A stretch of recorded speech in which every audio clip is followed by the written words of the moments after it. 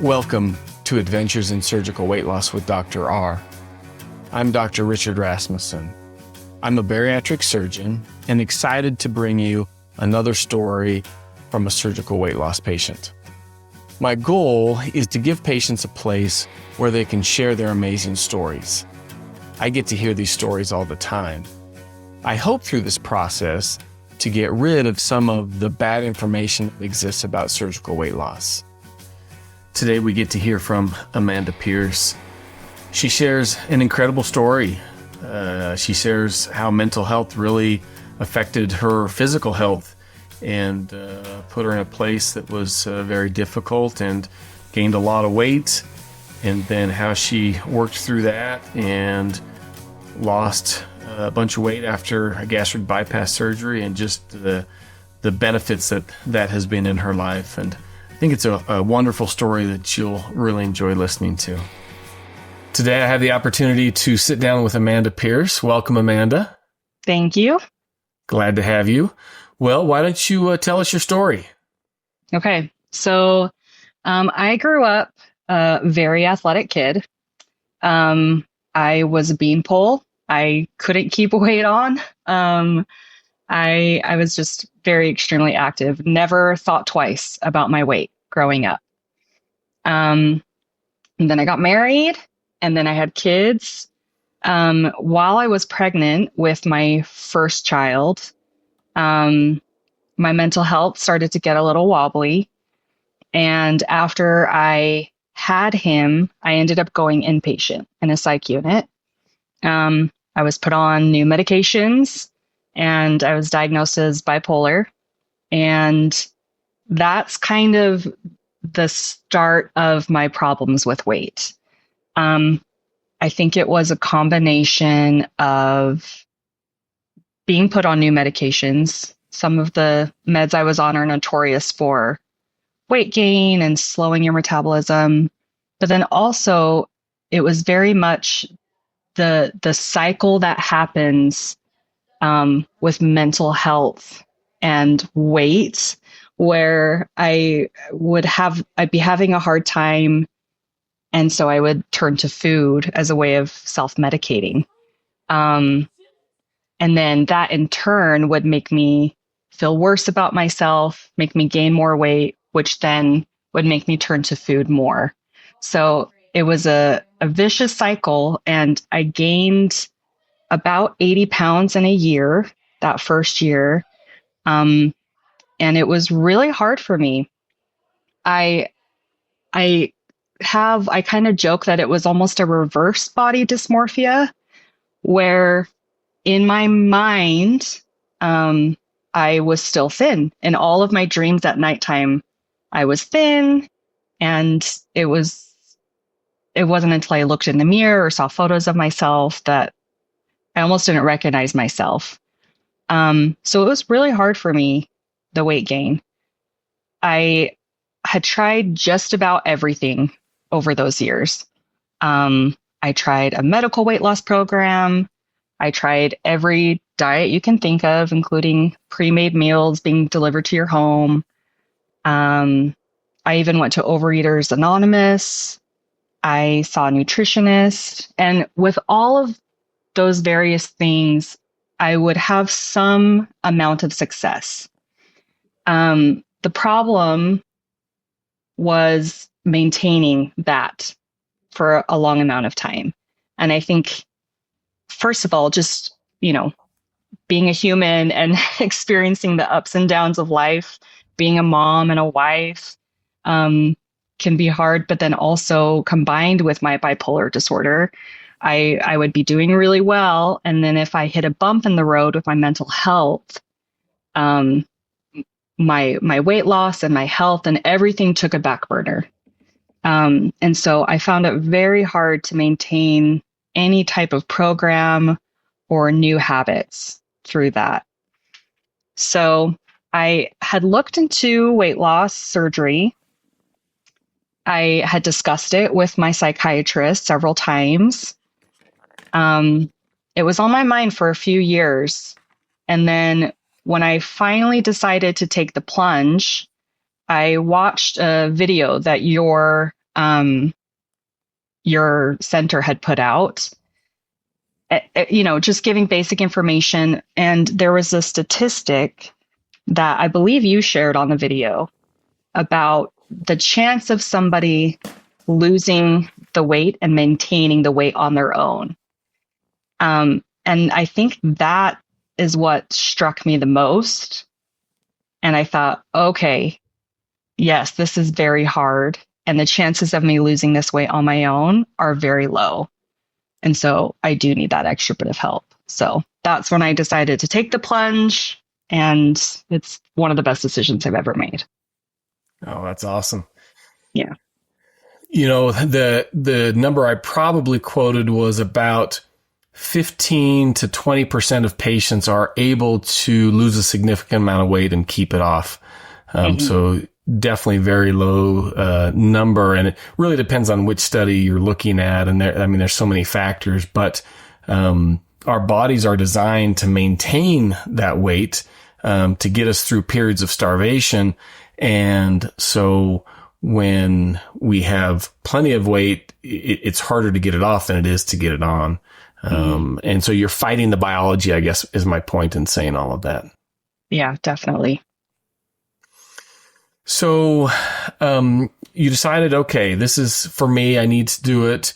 Tell me about the process. How was it going through the process to get ready and come up to surgery? So I was very overwhelmed at the beginning before I started the process. I had heard that it can be tricky, that there's hoops to jump through.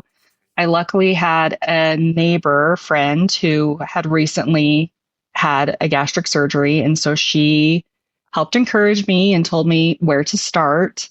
But the nice thing with your office is that you guys laid it all out for me and handled everything and told me exactly what it was I needed to do and how to accomplish it. And that was amazing because it made the process very smooth.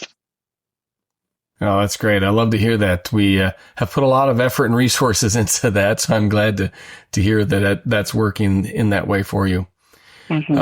Was there any part of that that was more difficult for you?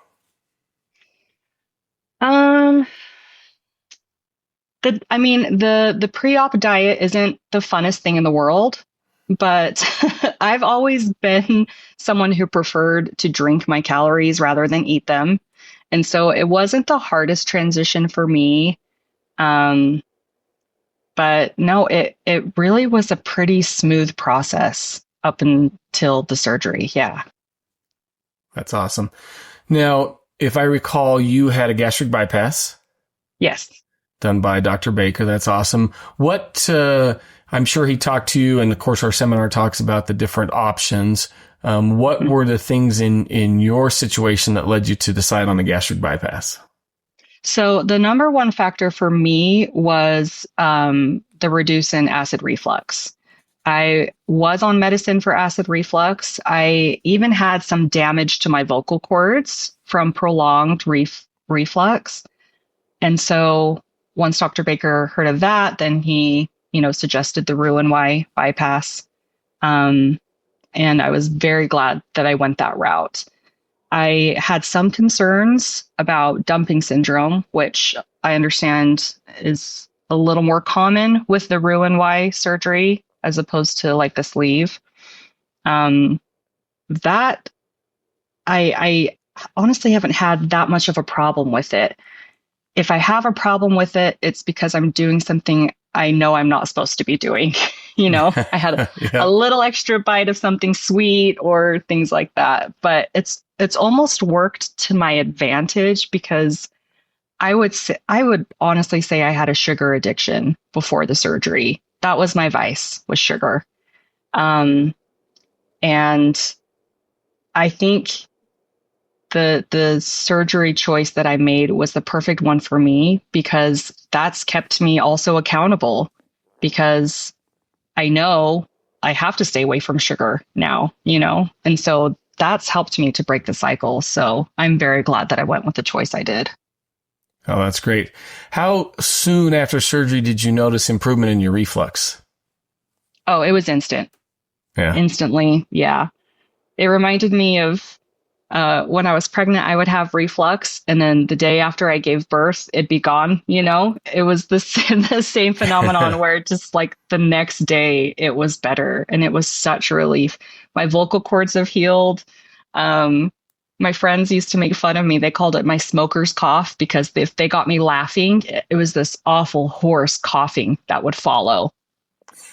And, much to their dismay, that's gone now. I can't entertain them with that. But no, like it's been amazing. So I'm not on medication for that anymore. And it's been amazing. Yeah.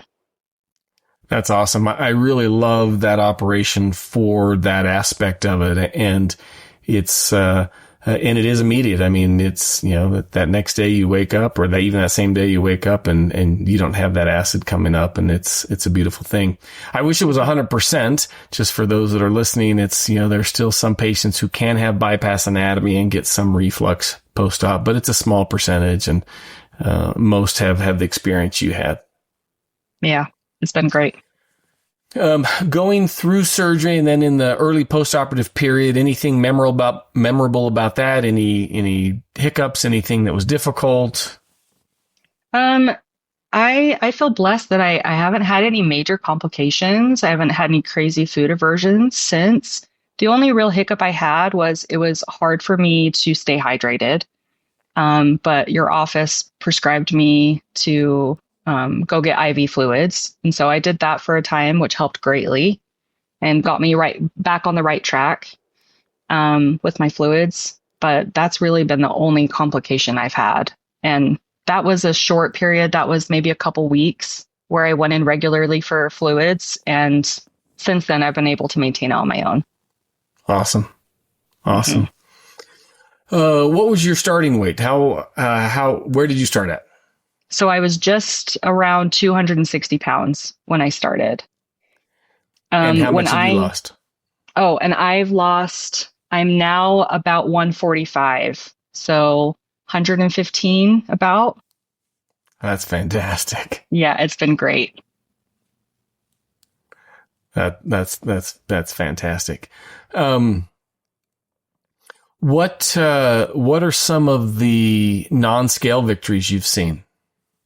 So these are my favorite part of having the surgery. First of all, I had sleep apnea before. It was very mild, and I think it was so mild that the cumbersomeness of the machine and everything didn't provide a lot of benefit for me. And so I couldn't abide by the machine. So my sleep apnea is gone. They've tested me since, and my numbers look great. Obviously, my acid reflux is gone. I've been able to also come down on my psychiatric medicines, which has been huge. One of the medicines I'm on can cause quite a lot of drowsiness. And so coming down on that has also helped increase my energy, as also the weight loss has. But just lowering all my medications has been a huge win for me. My A1C before surgery was just slowly creeping up every time I got it tested. I think I've officially hit pre-diabetic range right before surgery. And it's been really nice to see that number continually drop now since the surgery, especially because diabetes runs in my family and it's caused lots of problems for family members.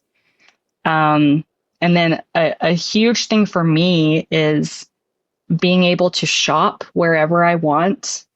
I really loved fashion and fun clothing before. And, unfortunately, they don't cater to heavy people at most stores. I was also incredibly apple-shaped, which also made it hard to go shopping.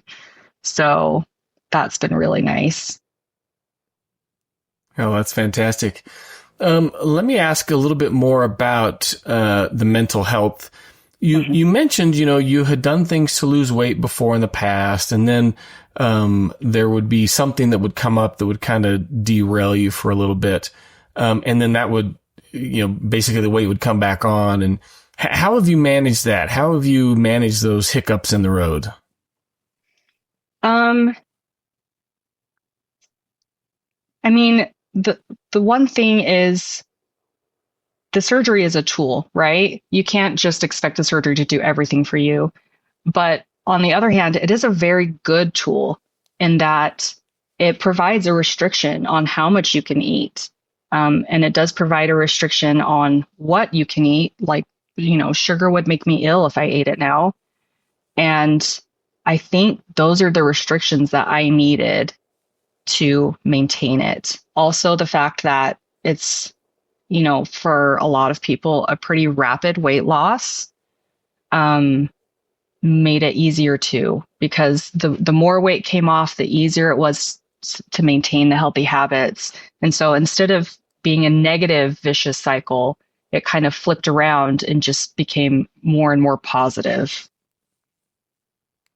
Yeah, that's fantastic. Yes, definitely the success begets more success, and that's a good positive feedback loop. Absolutely. Mm-hmm. Yes.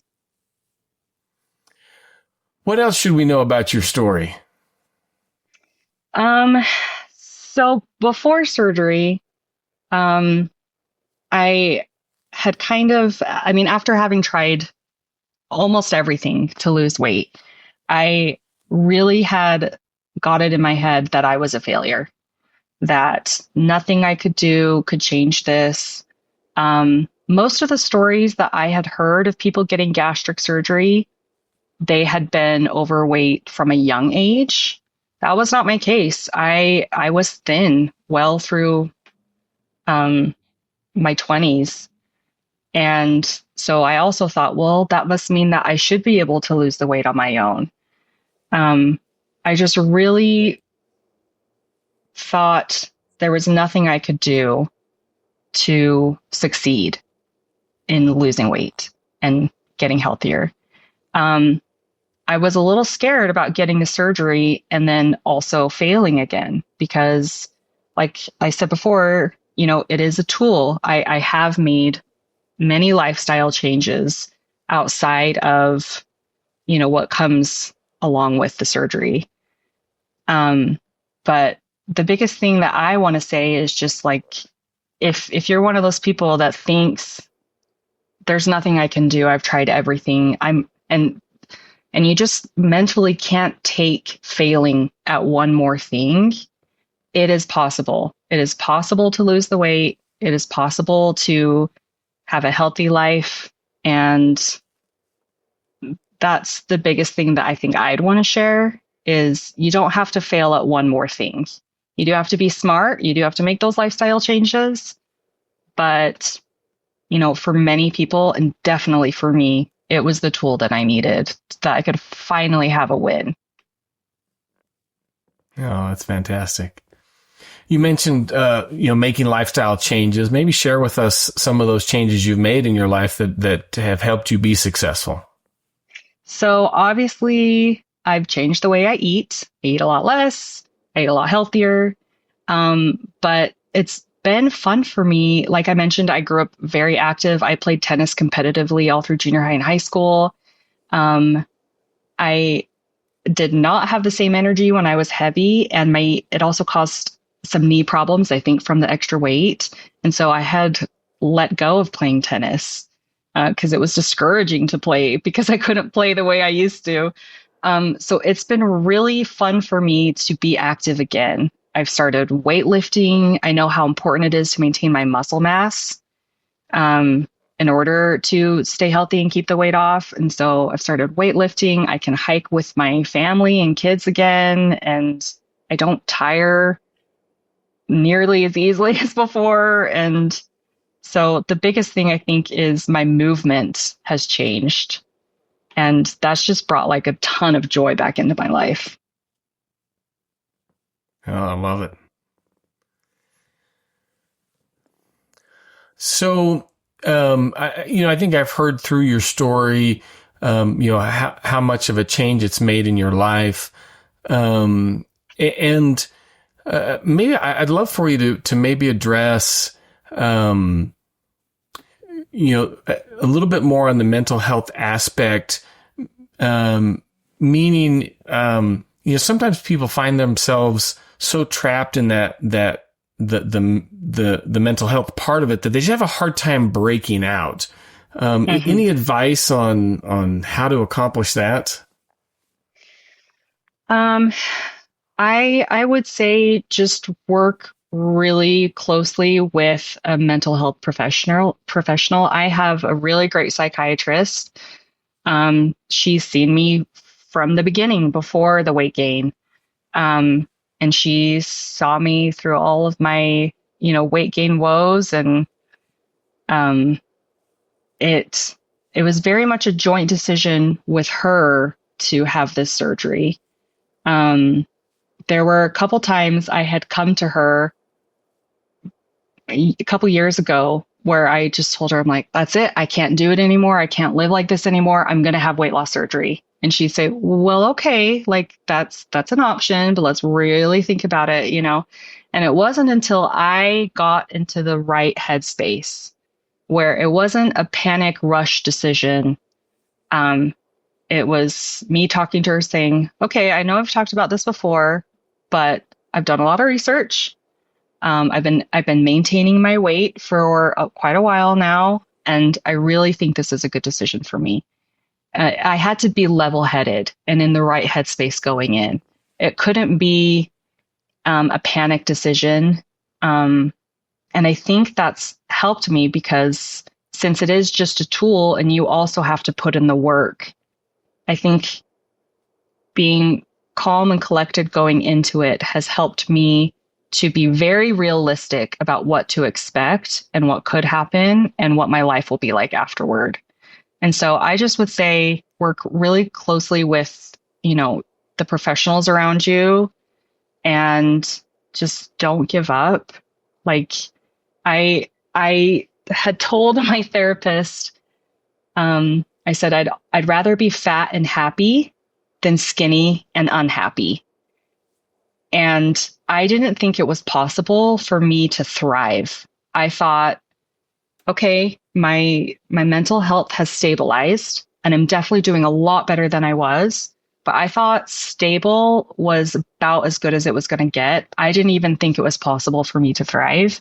And it's been incredible this last year, just feeling like myself again and feeling like I'm truly thriving. I didn't think that was possible. So I would say just don't give up. It's possible for you to thrive, even if you've been through a lot of mental health ups and downs. Oh, that's beautiful. I love hearing that. That is so fantastic and great advice. I love, number one, working with a professional, right? Having a mental health professional. That is so key. And then number two, I love how she responded and it's like, okay, but let's, make sure you're in the right headspace and for you to get to that space and realize you were there and okay, now it's time for me to make that step rather than, just an off the cuff decision. And I agree with you. I think that sets you up to be very successful because you were ready and you were prepared and you knew what you were getting into and mentally you were at a place where you were able to handle that. Yes. Yeah. And I had talked to her. I couldn't find much research on weight loss surgery with bipolar people. I wasn't sure how it was going to affect my mental health. And it's been phenomenal for my mental health. It's crazy how much your diet affects your mental health. Oh, absolutely. That alone has been really great for my mental health. Getting good quality sleep is huge for mental health, which has also come from the weight loss. There's just so many factors. And then also just the self-esteem part of it, right, is also huge. And so it's been on multiple fronts that the decision to have the weight loss surgery has, drastically improved my mental health. Oh, I love it. Love it. Well, as we wrap up here, any last bit of advice? Nope, just don't give up and don't give up. It's possible for anyone. Oh, great. Well, thank you again for spending some time with me. Yep, you're welcome. Thanks again to Amanda Pierce for sharing such an incredible journey. I love how she describes her life now that she is thriving. What a wonderful description. And her advice: use professionals to help you get through those difficult things, and then just don't give up. What great advice. Finally, as a point of clarification, during our conversation, she was talking about a statistic she had seen from us, that a lot of patients aren't able to lose weight on their own and keep it off. And I mentioned 15 to 20%. The statistic I usually quote is 5 to 20% because there is some data showing that patients who are morbidly obese, only 5% of them can lose a significant amount of weight and keep it off greater than 2 years. And so I misstated 15 to 20%. It's actually 5 to 20% because there are some studies that show it can be as high as 20%. Please take a moment to subscribe, rate, and review our podcast. It will help us reach more people with these amazing stories. I also have a YouTube channel where you can see this video, as well as several other videos about surgical weight loss, general surgery, and robotic surgery. Join us next time for another amazing story.